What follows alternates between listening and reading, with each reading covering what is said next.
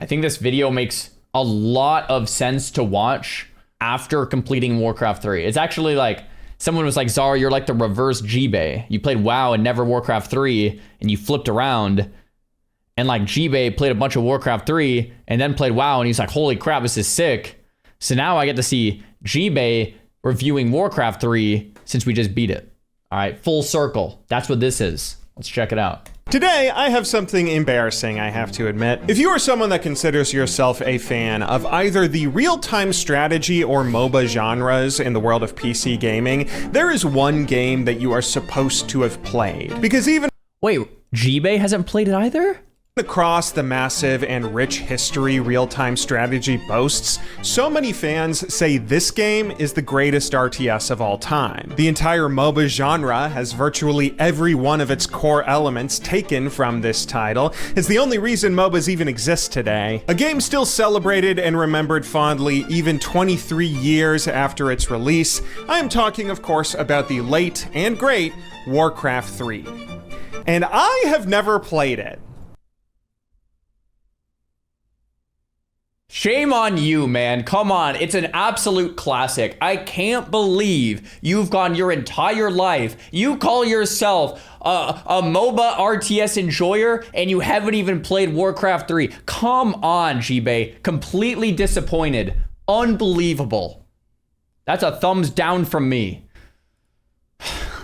So this is genuinely embarrassing for me to admit, even though I have dedicated 15 years of my life to League of Legends and MOBAs, which became my whole career, even though everyone from Faker to the co-founders of Riot got their start in Warcraft 3, I'm kind of clueless. I never played the game, I don't know what it's like, I don't know anything about the story or why it's so celebrated, I just know that people love it. And this got me thinking recently, it's probably high time that I fix my ignorance. Even though I am showing up to the party 23 years late, today I'm gonna play Warcraft 3 for the very first time and try to see what all the hype's about.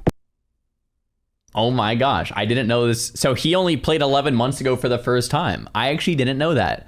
I thought Jibei, since he referenced it a lot, was a Warcraft 3 vet, but I guess he's referencing it in his WoW playthrough because he just played it.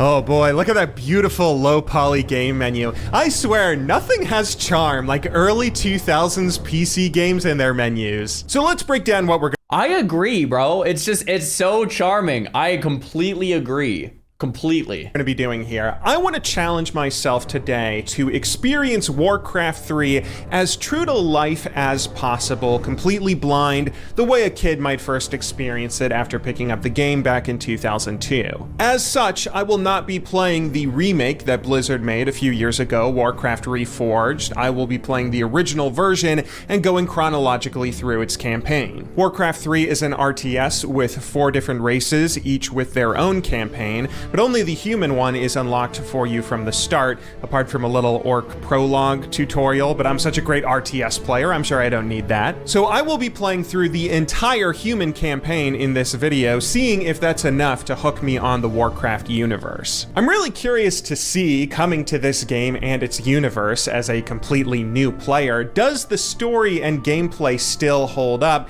even now in 2025? And whatever twists the game has for me, will they still be shocking to see? Well, I can say that things definitely start off strong, because like any great Blizzard game, Warcraft 3's campaign kicks off with a beautiful cinematic.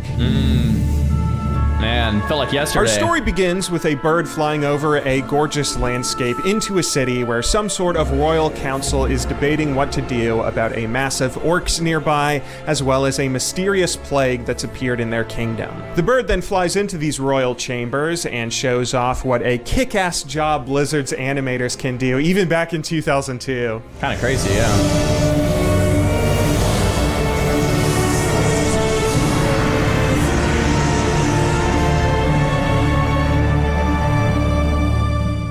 Honestly, this was cool as hell to see. I love that era of gaming where PC titles could only give you impressive high-end graphics in a few specialty cutscenes. I know today basically every cutscene in every video game looks cinema-worthy, but it was awesome back when game developers had to be a bit more restrained and only got to blow all the budget on making a handful of cinematics look awesome like this. True. Anyway, this prophet goes on to speak about how humanity is doomed unless the king leads his people away to a new land in the east. This king, however, only gets angry and refuses, which leaves the bird guy to exit the scene as he issues an ominous warning.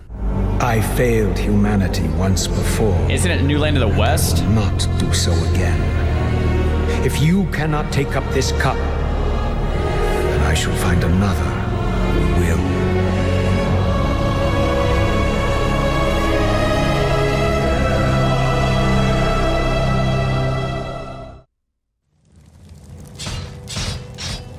Oh yeah, that is what I like to see. Look at those graphics. I unironically can't get enough of that low poly aesthetic. As we're brought into our first mission, we are now introduced to our main...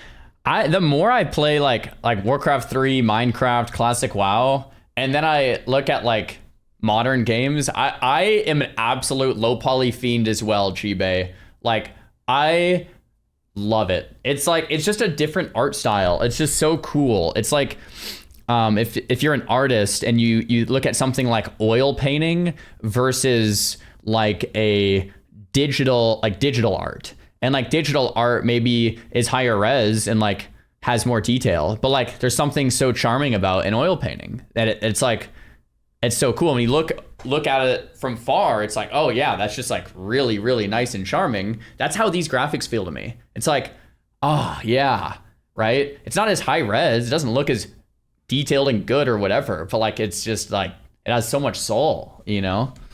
Character and the certified good guy of this story, Prince Arthas, who we will be playing as. He's meeting up here with an apparent old friend, Uther the Lightbringer, informing him that an orc encampment is nearby and we have to go and help the defenseless human village that they are about to attack. Uther heads off, leaving us to the task, and we are off on our first mission in this game, which I am so excited about that I immediately sprint to the edge of the map in the wrong direction. Now, many RTS games will start players off with a mission like this for their first level that has no base management or building, instead just giving players a handful of units that they can move around a map so they can get used to the micromanagement integral to this genre. That's what I thought this was as I loaded into the level with Arthas and my 4 soldiers. I assumed it was a straightforward tutorial where I would just be running my units from one part of a road to another, but it turned out this was not a slow ramp up to real gameplay. This was real gameplay. As I ran down the road, I passed into a little farm with villagers and animals, and there's a whole town here with NPCs, sheep, kids playing, and landscapes. Eventually, I came across a guy with an exclamation point above his head.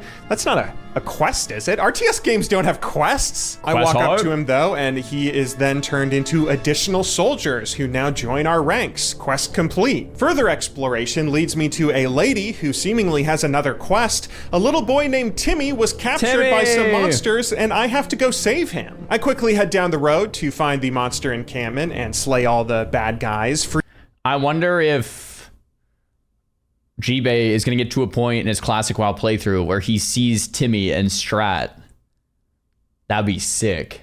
Freeing Timmy, with the monsters dropping a potion of healing for me as well. Wait, is that an item in an RTS game? Oh yeah, this is a game with heroes who have abilities that they can use mid-battle and items that can fill up an inventory. I am already starting to see why the MOBA genre was mostly inspired by this game. As I free Timmy and the lady comes to thank me for doing so, she rewards me with another item, a ring of protection. Sweet, got my early Doran's ring. I backtrack towards the main pathway, still somewhat stunned by the amount of detail put into this level. This map is filled with so many cool things that I get a little bit overwhelmed, and upon seeing a pig on the road in our pathway, I kind of get curious about what would happen if I A-key attack it. Justice shall be done. For honor. Okay, I can kill neutral monsters, and now I feel kind of bad. Still, this is really interesting to me. My curiosity is piqued, and I almost want to limit test. If this was me playing on stream, it would be, Kill the boxes, you noob. Blind. Lol. Blind. Boxes. Loot the boxes. Break everything. Blind. Lol. Awful. The game, so I go off and then massacre a sheep next. All right. Hang on, there's no way that this game is gonna let me kill women and children, right? Don't try, For man. my father, the king. What is he doing? What the G-Bay, what the heck was that? Oh God, okay, now I feel really bad. Yeah, it turns out that all my time in League of Legends led me to forget that the MOBA genre started off with creep denial, meaning you could A-key attack your own units to kill them. Oh, we just talked about that with Dota, yeah. Now I am feeling a little bit like a monster. Guilt-stricken, I finally make my way back to the main path toward the town where I come across another detour. This pathway apparently leads off to another side quest. Except no, this is a trap set by bandits to try and kill me and my army? Right after teaching me a unique new game mechanic, this game is already using that knowledge to try and trick me. I mean, this is pretty awesome. I think it's fair to say that I am not really used to this. I've played a lot of RTS games, and many of them do have little Easter eggs hidden inside their maps, but I'm starved to remember another title that has so many details and quests and hidden objectives and world building all put into a single level. This is honestly really cool. I try to pick my jaw up off the floor and go back down the main pathway to continue exploring, where I find a group of bandits who steal some item from a group of innocent civilians. So of course I go hunt them down to get the item back and complete yet another quest, all very cool to see. Afterward, we finally make our way to the village that we were initially trying to save. If this was me, people would be like, level up Arthas already, man. Like, I can't believe it. Is he blind? Has he never played anything before? Come on, level it up, dude. In the first place, Okay. and now find that it's Sorry, guys, I had to, because I'm like, because people have been backseating me so hard. I'm like, look, G-Bay's a gamer, and he's like, okay. It's like the same exact thing, guys. Like, I've been going crazy over here. It's like, all right, yeah, this is not just me. So anyone who's never played going in blind, by the way. already under attack by orcs. Being the god gamer that I am, I assume I can take care of these guys pretty easily, and in the midst of my fighting, I see that there's what looks like another pathway to explore. So mid-fight, I take one of my units and micro him away to run down the path. You know, maybe there's more quests or secrets down this way, but to my horror, this is where I find a graveyard filled with the ghosts of the neutral mobs I killed earlier. Oh God, Warcraft, I can Oh, I never noticed that. Oh, that's cool. see why people celebrate this game so much. I'm seriously so blown away by all of this world building that going through the rest of the main objective of killing all the bad guy orcs and saving the villagers almost feels boring by comparison. I succeed in doing so, and after seeing a little cutscene of some orcs leading some villagers away, I slay the rest of them to be rewarded with a final cutscene and the completion of our first mission. Bless you, Prince Arthas. But what about the others who were taken away? Don't worry, son. We'll find them and bring them home safe. Wow, I forgot Is he on hard mode or normal or story, I wonder? about the time when games felt like they had to give high scores to reward players with. What a relic of the past that is. Arthas then goes to meet up with Uther, who seems a little less pissed that orcs are going around massacring everybody. Then let's get in there and destroy the beasts. Remember, Arthas, we are paladins. Vengeance cannot be a part of what we must do. If we allow our passions to turn to bloodlust, then we will become as vile as the orcs. Uther knows what's up. Uther. I don't know, I'm kind of Team Arthas on this one. We're told to establish a base so we can lead an attack on these G-Bay, orcs, what? and What? now we are finally thrown into the full RTS gameplay that I was first expecting when Very booting up the foreshadowing, game. yeah. Warcraft 3 operates somewhat similarly to the StarCraft universe in that there are two main resources to gather, gold and lumber, which are used to construct all of your buildings and units. I set my villagers off to get some gold so I can train more of them, but then instantly get supply blocked because, oops, I guess it's been a while since I last played in RTS. We get underway constructing our base though, raising an army, and are soon treated with another story-driven cutscene. Just remember when that happened to me, it was like, lol, 12 out of 12, bro must be rage baiting, lol, make another, it's like, okay guys, we're trauma dumping here, okay? It's just like, it was, I don't know if I've ever played a game with so many people saying that I'm awful, okay? Like, it was something. The hour of doom approaches. Let this paltry sacrifice appease our demon masters. You sick bastards. You'll never get away with it. Sheesh. Slay the orcs. Slay them all! Oh god, this game is getting a little bit dark. I wasn't expecting the story to be such a downer. I hope it has a happy ending. I'm feeling pretty eager to punish these orcs, but before I do so, I first go off to explore the map a bit and see if there are more secrets to be found. And it turns out there are. Neutral mob camps appear in certain pockets of the map, where if I slay them, then I can get some additional gold and sometimes loot.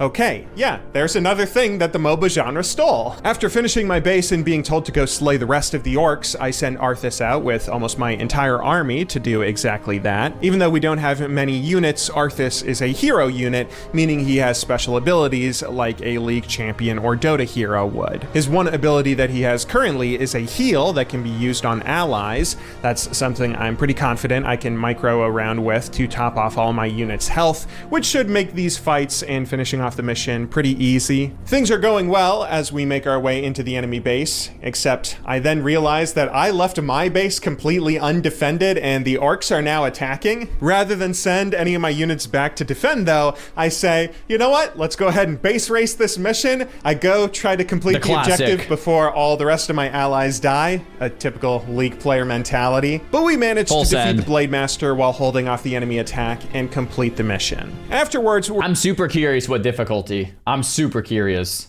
He's playing on normal. Hard mode is level 6. Okay, so he is on normal mode. Because I was gonna say, like, bro, I as a first timer, I definitely, I mean, I think I actually one-shot all the human stuff. But once I got to the undead, there was quests that took me like some hours. And then once I got to the Scourge campaign, I think the longest quest took me, what, 4 hours or something on hard, blind.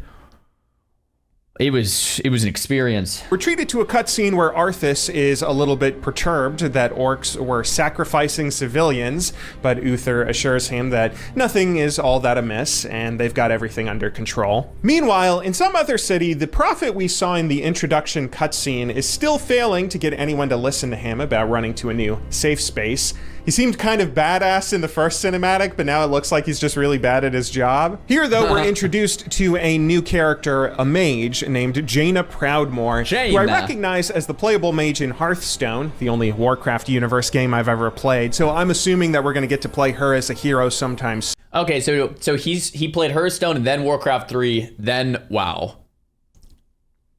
That's it. Actually, he played StarCraft too. Interesting pipeline. All right, okay. We cut back to Arthas to see another cutscene of he and Jaina meeting up as the two are now tasked with discovering the source of that mysterious plague going around mentioned in the first cinematic. And to my surprise, our next mission is another one that doesn't have any building or base management. This is something that's going to keep coming up across the game. So much of Warcraft 3 are these almost Diablo-style RPG adventures, which are not only really fun to play, but they're also a great way to tell a story. That's something we're going to get back to in a moment. Anyway, I personally loved that. I don't know how you guys felt or like true RTS enjoyers felt, but I loved as a WoW player that a lot of the missions were just like RPG style quests. You're running through, you're top down and it's still, you know, you're controlling an army of maybe 5 to, you know, plus people, but it's not like every mission wasn't just RTS.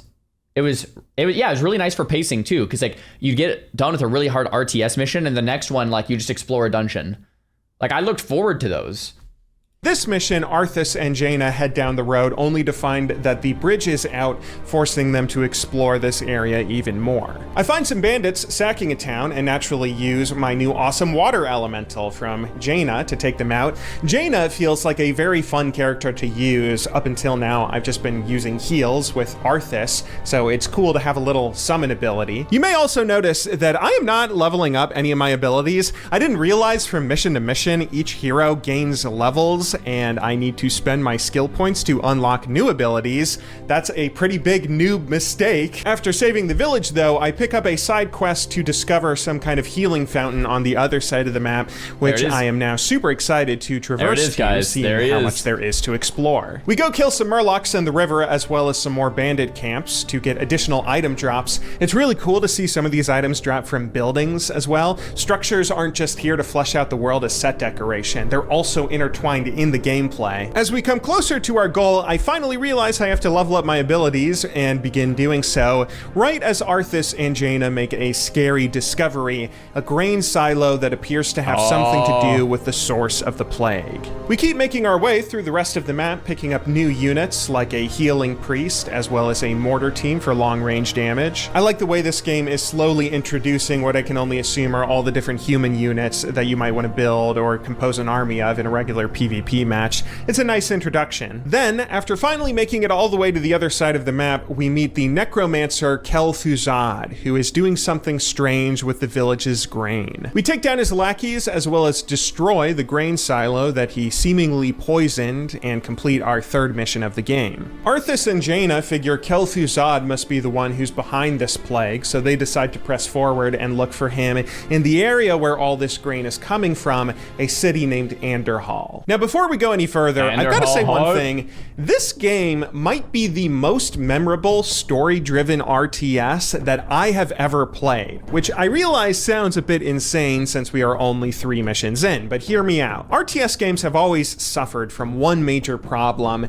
How do you tell a story-driven campaign when your game is about such large-scale things like building entire cities and raising whole armies? An army can't be a main character driving a plot on its own, and it feels really contrived to have mission after mission come up with these story excuses for why you're constantly building these new bases to fight new armies over and over. Well, that's why when Warcraft 3 breaks it up with the RPG style stuff, it makes it incredibly immersive, right? It's not just RTS over and over. They almost had to break out of imagine Warcraft 3, every game was an RTS style gameplay versus breaking it up. I think it probably would have felt a little more monotonous, right? Even if all the same cutscenes and story was there, it would have just felt like I'm playing an RTS. I'm not immersed in what I'm actually doing here.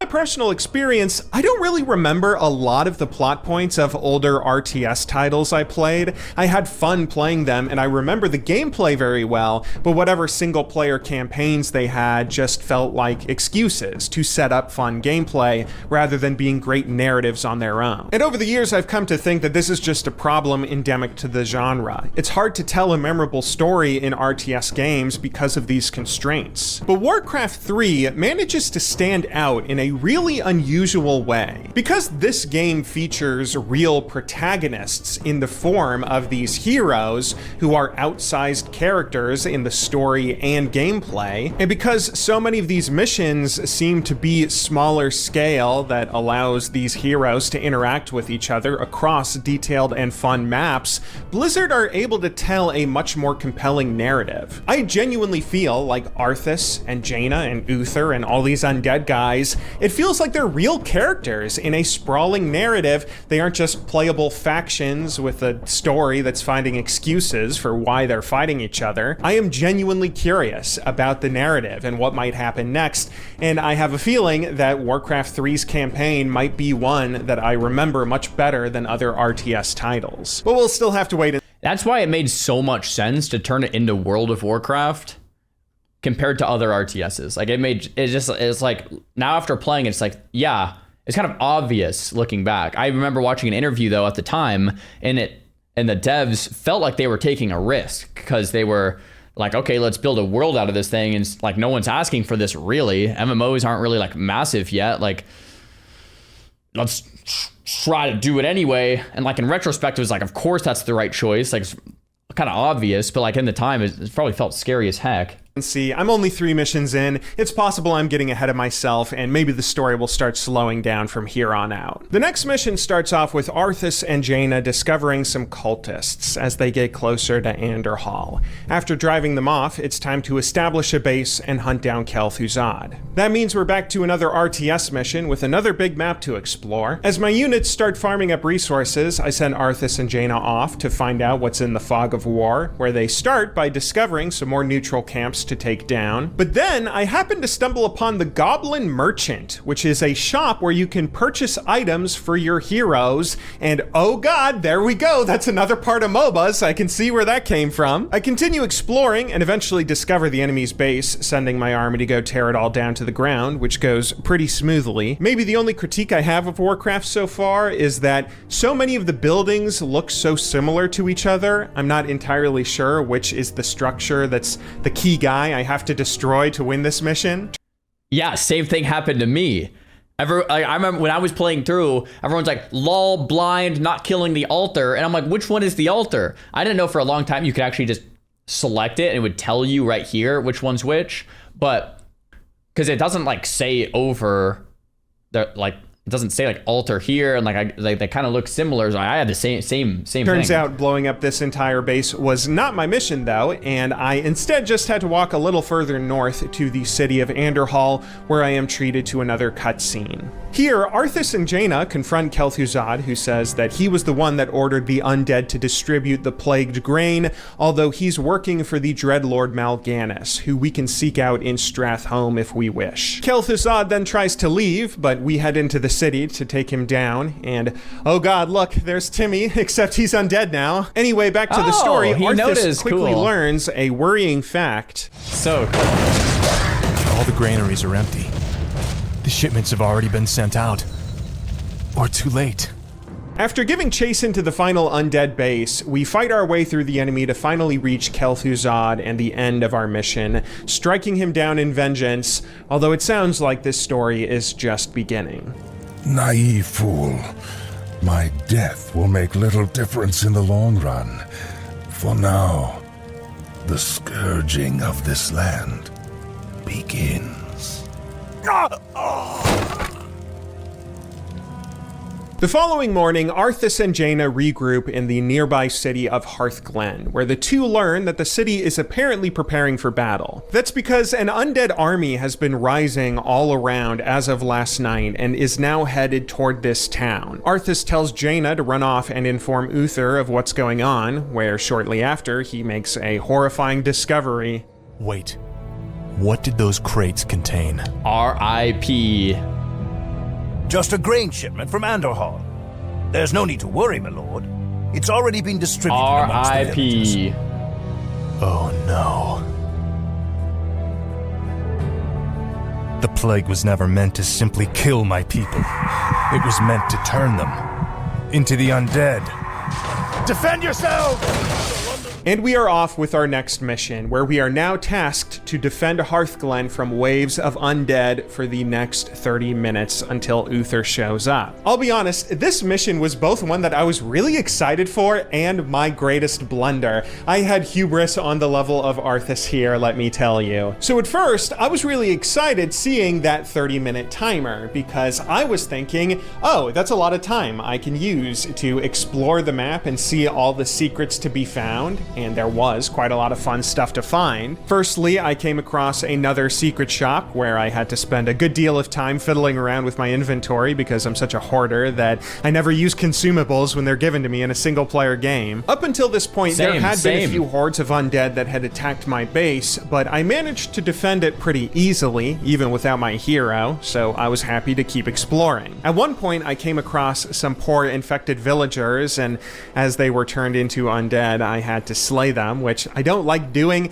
I already feel guilty about killing that one villager all the way back in level 1. I don't want to do that anymore. But then Well, just wait, bro. I'm curious on his take coming up here soon. And before I could feel too bad, I hear there is an optional side quest. An undead caravan is carrying infected grain to the town in the north, so I head back up there to stop it. Upon destroying the grain shipment and completing the side quest, I make another really fun discovery. This caravan dropped a scroll of town portal, which allows Arthas to teleport back to his base along with the rest of his army. And then I start freaking out because I realize, okay, that's where blue pilling comes from. I always knew that Dota, unlike most other MOBAs, forced players to purchase a recall item if they ever wanted to go back to base from lane, but I didn't realize that's because Blizzard gave everyone the idea by creating this recall item. This is where it all began. So anyway, my defense is going well, the mission is basically over, and I'm thinking, this is easy, I can defend these hordes pretty much no problem,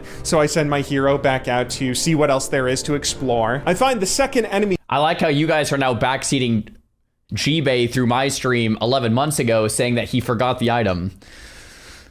It's not just me. Yes. Base pretty quickly and map everything out, and that is when I'm attacked by another round of enemies. A little bit concerning since I took quite a few soldiers out with Arthas on this exploration mission, but I should be fine. Arthas finds another little side quest to kill some murlocs and free a guy in a cage. Okay, that's going pretty well, although I might actually lose a few units here. Yeah, so let's talk about this just for a second, because like I'm a little confused, and this could be a whole. I'm sure there's other videos on this, but maybe you guys can help me understand. How did Blizzard drop the ball on MOBA so hard? They made Warcraft 3. It was set up almost. There's already missions that feel and look like it.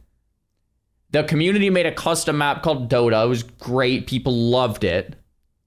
And then they just didn't capitalize, didn't do anything because WoW was blowing up. So maybe that's what it was. WoW was blowing up at that same exact time. Was that what it was? Oh, that probably was what it was. It was like an opportunity cost thing. They were printing money on WoW. So WoW was the reason why. Because in my head, it's like, okay, you have Dota. It's a custom. People love it. Why would you not make Dota 1? Right? So then Dota 2 gets made. I think Blizzard tried to sue them. They lost. And then League gets made. And then Blizzard does nothing. And they have like literal Warcraft 3 as their IP. And then Blizzard eventually launches Heroes of the Storm way later. But why launch Heroes of the Storm when you could have launched a Warcraft themed one off of Warcraft 3? It was too late, and like the theme, I don't know exactly. Like I just like it just seemed like they literally had a slam dunk here. I'm a little lost. I guess what you guys are saying makes sense though. Like they were just busy with WoW. Yeah, they didn't have the vision, like power of hindsight, exactly. Like it's easy for us now to sit here saying that. But like it was when WoW was just blowing up, they're hiring more people, like let's go, we're printing money, this and that. They didn't like, it was like, yeah, Dota could be cool too, but like we have a lot going on here. And then by the time League came out, Dota 2, it was blowing up and they're like, they were a little late. They started working on HOTS probably, but like, am I the only one to think that the HOTS characters versus like an actual Warcraft MOBA, like it's just not even close, right? I don't know. Whoa, okay, my base is kind of not doing too well. I have lost a lot of my army. Arthas finishes off his side quest, and oh look, there's Boots of Speed from League. I have a full inventory though. Okay, can I blue pill and then pick up the boots mid-recall? No? Okay, that's kind of annoying. Okay, game, you can shut up. I hear you. You keep telling me my forces are under attack. I understand. Oh my goodness, my base. Wait, did I throw this mission? Uther is still 8 minutes away.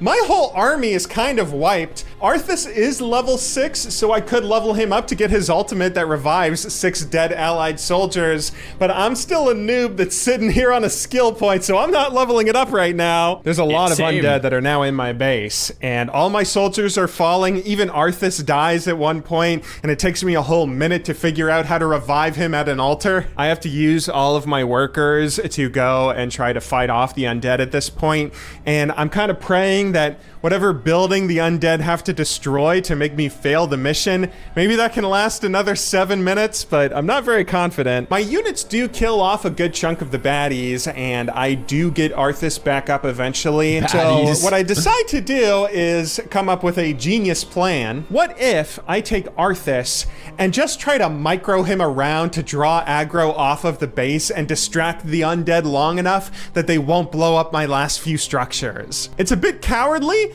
and it's made all the more funny that every time I move Arthas, he says something like, "For honor," as I tactically retreat further and further away, my base completely in shambles, him running for his life. It's not going too well. Uther is still at least 2 minutes away, and Arthas is barely able to tank these guys, and the game keeps telling me my town is under siege. I know. Look at this place. It's just a lost cause. I'm starting to think maybe I should just rage quit the game at this point, because I'm really mad that I wasted 30 minutes and I have to replay this mission all over again, when suddenly...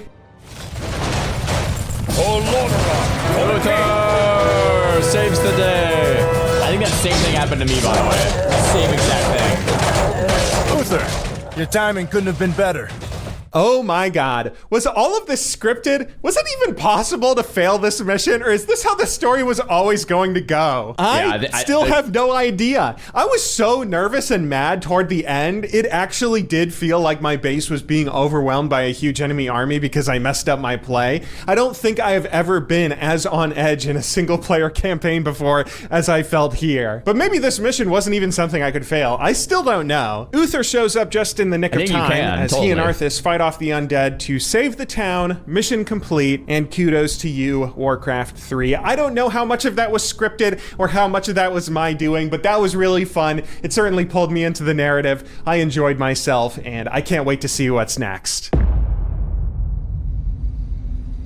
Arthas and co. make their way now to the city of Stratholme to warn everyone about the tainted grain, but as Arthas arrives, he sees that it's already too late. Oh no. We're too late. These people have all been infected. They may look fine now, but it's just a matter of time before they turn into the undead. What? This entire city must be purged. Arthas decides on his own that he must take their army into Stratholme and slay all the villagers.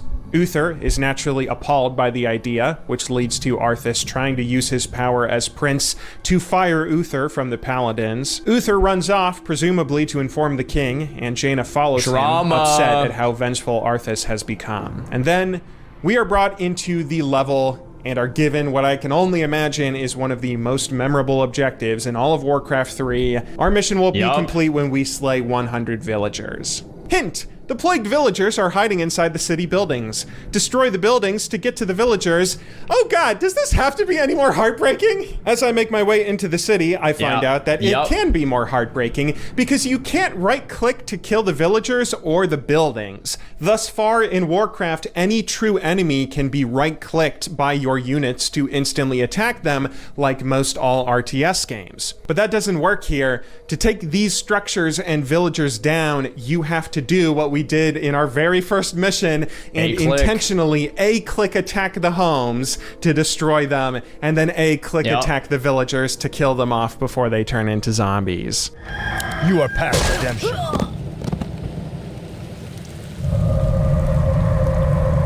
I've been waiting for you, young prince. I am Mal'Ganis. After killing your first villager, Mal'Ganis shows up, the Dreadlord who is behind all of this supposedly, and this is where the mission gets a little bit trickier. The overall goal here is to kill 100 villagers yourself before Mal'Ganis kills 100, turning them into undead or something. It injects some tension in the mission and adds the additional challenge of giving you a truly powerful enemy to fight, which does make the mission a bit harder. But honestly, playing through this for the first time now, I kind of think Mal'Ganis wasn't needed. It would have been a little bit more impactful, for me at least, if Arthas had to intentionally go around slowly and methodically making his way through the town, razing it to the ground without any sort of outside threat. That would have been really impactful. Like, I think I disagree here. I think I had to retry this one maybe once. At least on hard mode, this was kind of cool. It's like a race against the clock. It's like, oh, Mal'Ganis has 50. It was like, I have like 40 something. It's like, we have to like hurry up and like pathing and like try to kill Mal'Ganis so he's rezzing and like I can catch up. It was really, I really liked this one, how it was set up. Something straight out of Spec Ops The Line or that Call of Duty airport level. Honestly, the way that this campaign is framed here, it kind of feels like Arthas didn't do anything wrong. I mean, the villagers, if you don't kill them fast enough, do turn into the undead, who then are actual enemies you can right-click to. Okay, guys, even G-Bay said Arthas didn't do anything wrong. That's crazy. I can't believe that. Kill. Not to mention, slaying these people while they still have their humanity is kind of presented as a better alternative to whatever would have happened if Mal'Ganis got his hands on them. But to be fair, I'm kind of nitpicking here and looking at this game with 23 years of hindsight. For 2002, this had to be an incredible stroke of genius. This mission was ahead of its time in many ways, using gameplay to tell a very heartbreaking tale that really makes you feel how much Arthas has become a changed man. Following the culling, Jaina and Uther survey the wreckage. The Prophet shows up once more, now trying to convince Jaina she is the one who could save her people by leading them west. Meanwhile, up in the north, Arthas is leading an expedition of soldiers to hunt down Mal'Ganis as we are thrust into another mission. This time there's a new biome to explore, a frozen tundra, which includes some new creeps to slay, as well as some very cute neutral monsters we will not be slaying. As we continue pressing on, exploring the terrain to find space to set up a camp, Arthas makes an unexpected discovery. Here, we find some allied dwarves who were in need of rescuing, and before I show this cutscene, I want to say something. So I think most of us have probably become very familiar with movies and games that feature what a lot of people have dubbed Marvel writing. Some people also call it millennial writing or Marvel dialogue. It has many names, but you probably know what I'm talking about. I'm talking about in a movie when a superhero is going off on a rant about some annoying person and then finishes his rant with a pause saying, "He's standing right behind me, isn't he?" It's dialogue that's trying to be funny, but just kind of comes off as corny and cringe, and now it feels like it's popping up in so many games and movies. And I bring this up because at this point in the story, I really started to recognize how well Warcraft's writing and dialogue had been. One specific moment brought on this revelation, a joke that actually made me laugh out loud. Muradin Bronzebeard, is that you? Damn, boy. I never imagined that you'd be the one to come to our rescue. Rescue?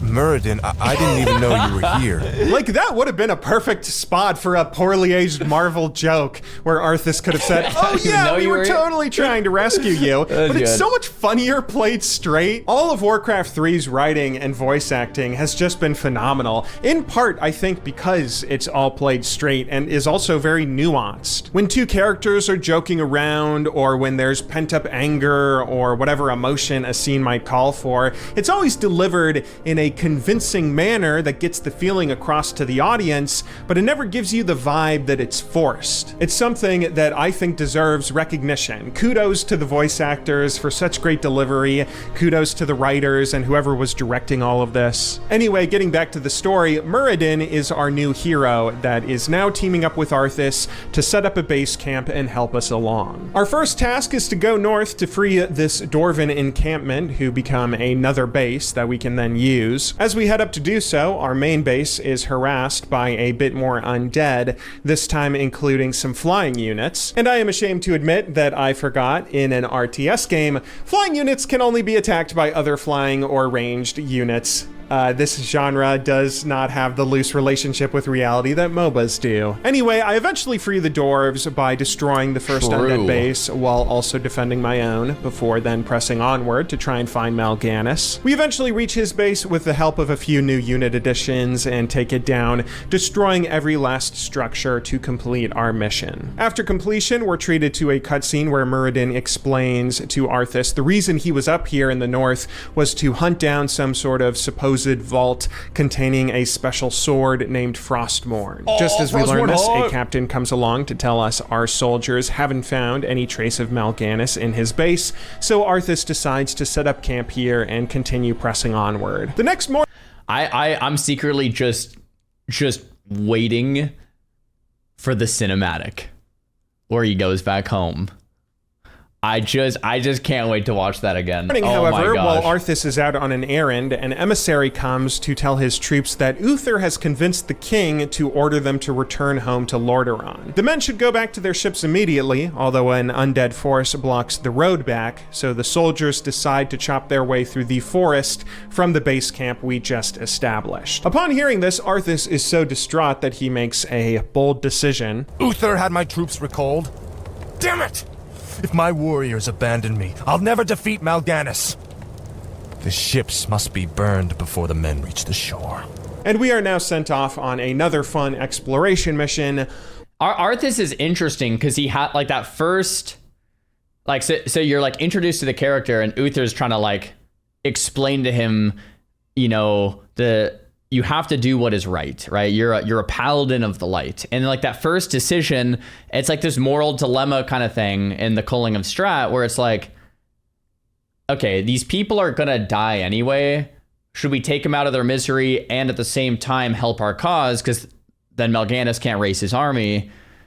You know, and like it gets people thinking like, okay, he's not that bad of a guy. You know, maybe he's even a good guy. Maybe he did nothing wrong here. But then he goes to this next mission right after with Muradin, and it's like, oh, I have to burn the boat so my people don't leave my side because we have something greater here. I need to find this Frostmourne thing to get more power, and like if I don't have my people here, like it's gonna be G's. So now he starts burning the boats, and you start scratching your head thinking like, okay, Arthas, that's kind of that's over the line here, buddy. And then like it kind of continues this way where it's like this slow drip of like, oh crap, it's a little more and a little more and a little more and a little more, which is why I think the story's good, right?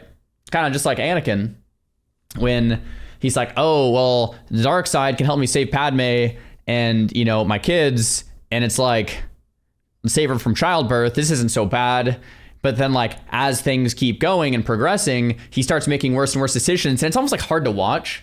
You're like, no, Anakin, come on, you don't need to do that. No. And it's like the same thing with Arthas. It's like it's just progressively worse decision making as the story continues to be told. And like you almost like want him to start making the better decisions, and he just keeps failing to do so, right? It makes you feel something, right? It's great. Although this story is getting pretty sad, I'm starting to get worried that we're not going to have a happy ending. Here, Arthas has to lead a small troop to take down each one of the ships before time runs out and his soldiers reach them. I lead my men onward, and after a few fights, we encounter a mercenary camp where I can hire new units. This is a cool way to get some more guys to fight with. So the arrow over the head is showing you who is interacting with the thing that you have targeted.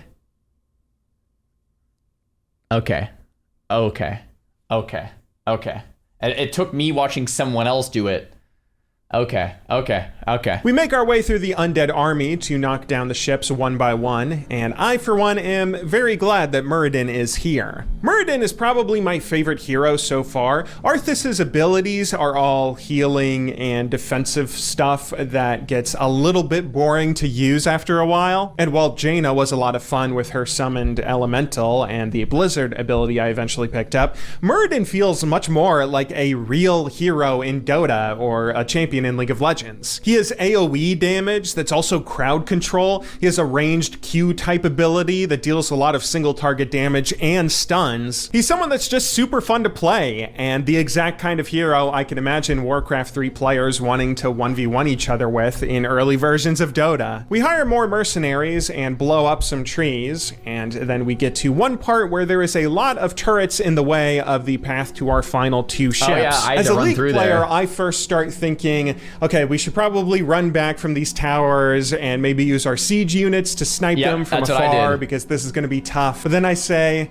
okay, you know what? I bet we can survive. Let's just sprint our way through. We lose almost all of our units doing this, except for a few. I think that's the intended gameplay design, right? It's a gauntlet you're not really supposed to get through. You're supposed to just kind of run through it. And then when you get to the other end, maybe only Arthas is surviving, and that's kind of like the sacrifice you were willing to make to burn your own boats, right? No, there is a way. Oh, okay, maybe I'm completely wrong here. But it works out that way too. The way I just said it kind of works. Mercenaries, but we managed to get to the last 2 there's ships. an amulet of and recall. with just a few minutes left, we let this ice troll take our ships down. Thank God for the mercenaries because they were super helpful. But then, quickly, my warriors. It honestly almost makes more sense the way I just said it. Like, Arthas goes, oh, I'm just going to bubble and run through here. The rest of you are going to die, you know, and then you kind of like take down the ships, like 1 or 2 people, kind of how I did it, kind of how Jive did it. And then like, you're almost not gaming it with like the teleport, but like everyone else dies in the, like it almost is like even better storytelling that way. These murderous creatures have burned our ships and robbed you of your way home. Slay them all in the name of Lordaeron. no, Arthas, you are being such a jerk. Those guys just helped you finish the mission. You lied to your men and betrayed the mercenaries who fought for you. Arthas, unbelievable. What's happening to you, Arthas? Exactly, Muradin. That's what I'm saying. The Dark Lord said you would come. This is where your journey ends, boy. Trapped and freezing at the roof of the world, with only death to sing the tale of your doom. This looks bad. We're completely surrounded. There's still one chance. Help me claim Frostmourne. If it's as powerful as you said, it might He's tip the scales obsessed in our with the favor. power, man. I have a bad feeling about this, lad. But I promised I'd see this through. That's where loyalty And is that like. is the lead-in to our final mission in the so human good. campaign, a great culmination of everything we've seen so far. So this last good. mission takes place in 2 parts. On the one side of the map, you have the classic RTS macro focus of building your base and raising an army to go fight Mal'Ganis, while on the other side, you have Arthas and Muradin who are going through some sort Really of cool dungeon mission, yeah. to go and claim Frostmourne. Overall, this feels like really great game design. I can imagine it's probably just enough macro and multitasking to be challenging to a new player while not feeling that overwhelming. I mostly focus at first on making my way through the dungeon and eventually reach some sort of guardian hero who is protecting the vault that holds Frostmourne, who keeps suggesting that maybe this isn't the best idea. Still trying to protect the sword, are you? No. Trying to protect you from it. Come on, Arthas. Why aren't you listening to all of the foreshadowing in the plot? Arthas Come on. and Muradin make their way into the vault, reaching Frostmourne. But Muradin then reads an ancient runic text on the pedestal to find the blade is cursed. Muradin naturally says that they should leave, but Arthas says he is happy to take on any curse for vengeance. I call out to the spirits of this place. I will give anything or pay any price if only you will help me save my people. This right here is the line. This one really stuck with me. I will pay any price if you help me save my people. Right? It's this. It's pride under the guise of I'm doing it for someone else.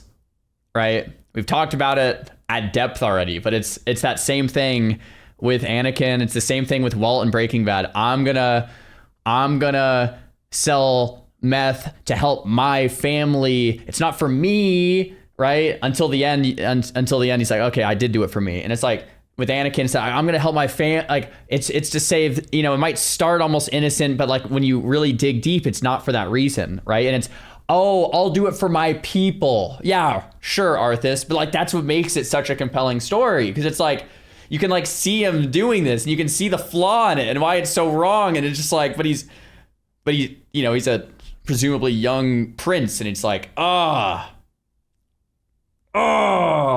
you know.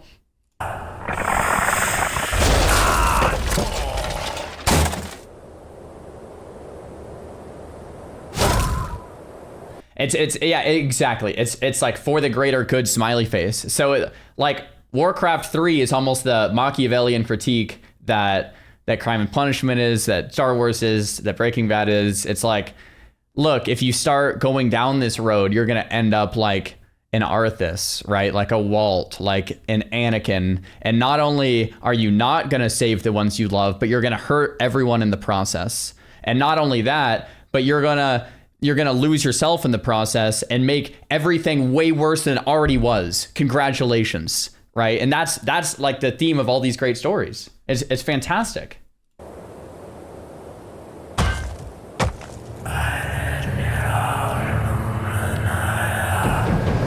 Prince Arthas, where is Muradin? We can't hold out for much longer. Muradin is dead. But take heart, Captain. The enemy will not stand long against the might of Frostmourne. God, I was genuinely upset here. We are so close to finishing our objective, but it feels so bittersweet. I go back to using boring old Paladin Boy to lead our charge into the enemy base, and thanks to Frostmourne, we make quick work of Mal'Ganis's army, it appears. I actually then ran into a little bit of a problem. Once again, I didn't know what building I needed to kill to complete the mission, so I just ran around killing every single one of them, hoping that one would bring me victory. It took like 10 minutes of sprinting in circles until eventually I got the last structure down and completed the mission. Prince Arthas's quest is now complete. Oh, okay, after this. You've taken up Frostmourne at the expense of your comrades' lives, just as the Dark Lord said you would. You're stronger than I thought. You waste your breath, Mal'Ganis. I heed only the voice of Frostmourne now. You hear the voice of the Dark Lord. He whispers to you through the blade you wield. What does he say, young human?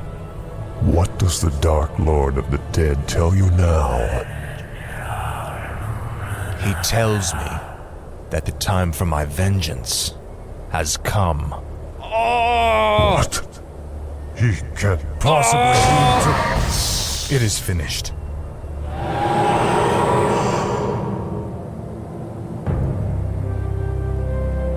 So sick.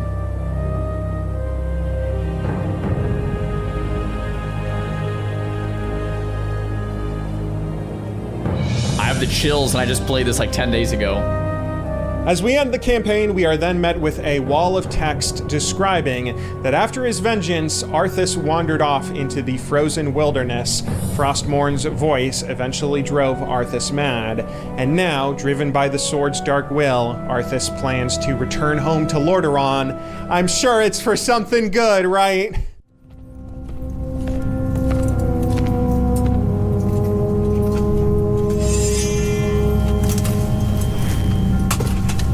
Ah, my son. You no longer need to sacrifice for your people. You no longer need to bear the weight of your crown. I've taken care of everything.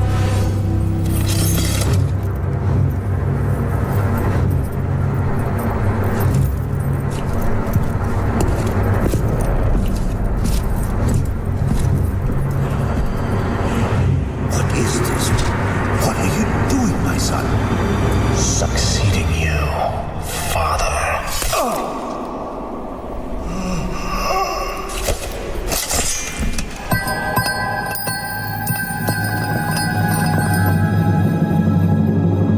This kingdom shall fall,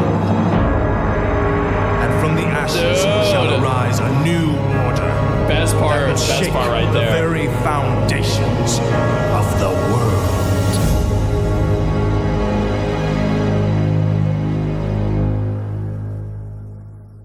so good. Oh, God. Okay, that was not a happy story or campaign, but honestly, it was really awesome. I swear, this game has felt exciting and tense and had all kinds of little twists. I love how when his father's talking, all you can hear is Frostmourne in the foreground.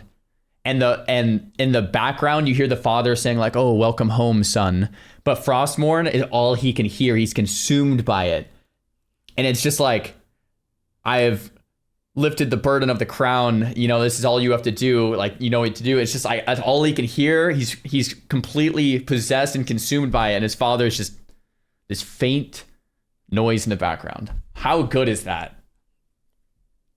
And turns that not only told a great story, but did so through gameplay in unique ways that I don't remember many other RTS games doing back in 2002. And again, keep in mind, I am only 1/4 of the way through. This is basically a prologue. We've completed the human campaign, but the undead, orc, and night elf campaigns are all still there, waiting to continue the story, not to mention a whole expansion. And you know what?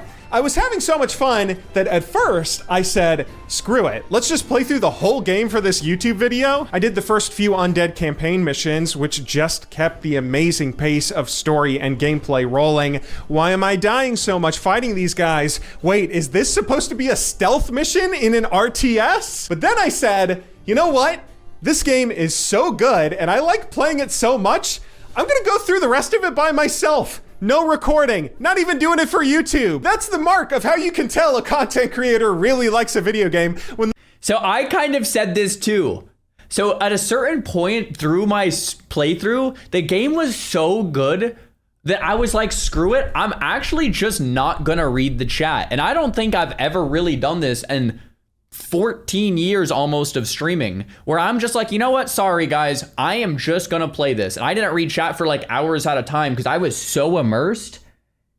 And I didn't want to ruin my experience. And every time I looked at chat, it was literally just, this guy is so bad, lol, this has to be rage bait, blind idiot. And I'm like, I am having legit the time of my life. I'm just gonna not read chat today and just play through this game because it's amazing, and I'm not gonna have it ruined. So like, I'm like shocked that G-Bay almost had the same thing. He wasn't even live streaming it, but he was recording it. He's like, you know what? I'm not even gonna record. I'm just gonna play it because this is so darn good. You know, I had the same experience, bro.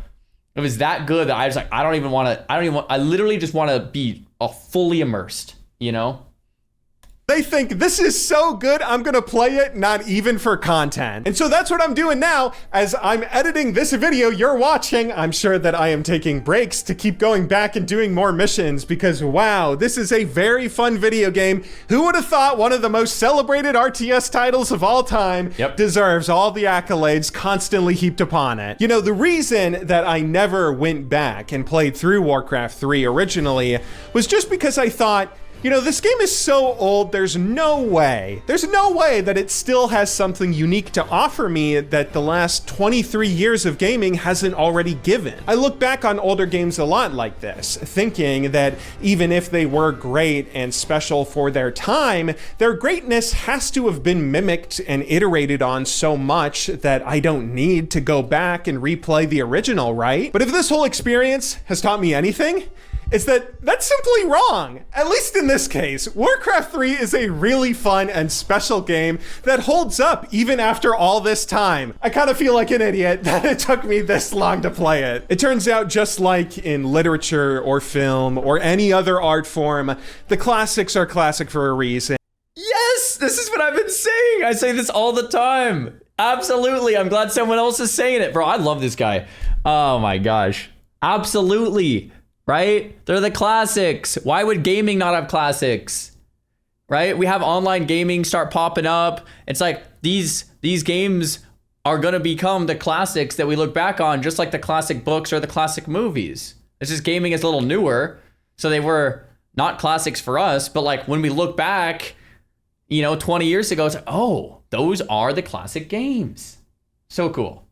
And they're almost always worthy of your time. So if there's a lesson to take away from all this, go and play an old game. Stand up for video game preservation.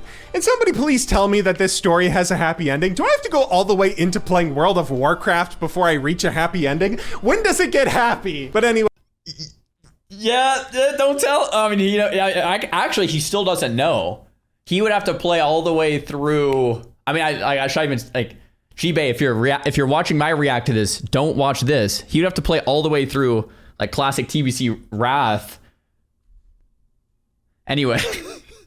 Anyway, that's all for today. If you're still listening to my voice now, thank you. Thank you very much for watching this video all the way through. This was a weird experiment that's kind of new for my channel, so I hope you enjoyed it. At the very least, I hope this adventure was a bit of entertainment for you today. Yeah. I will continue my excursions into seeing if there is more in life beyond League of Legends in our next video. So subscribe for more of that if you're interested in watching, or leave a comment letting me know, are you enjoying these videos? Do you want to see more like them? Or should I just go back to grinding League? Is this dumb? But anyway, on that note, I will go ahead and see you guys in our next video, whenever that might be. But until then, thank you very much for watching. Good luck in solo queue, and have a wonderful day. Dude, I feel like I'm like actually just the reverse G-Bay. Cause I've played League for the first time, and I was like deep in WoW, and he's playing WoW, and like we're both trying Warcraft 3. It's so interesting. So interesting to watch this guy. Massive thumbs up, dude. Holy crap. Massive thumbs up.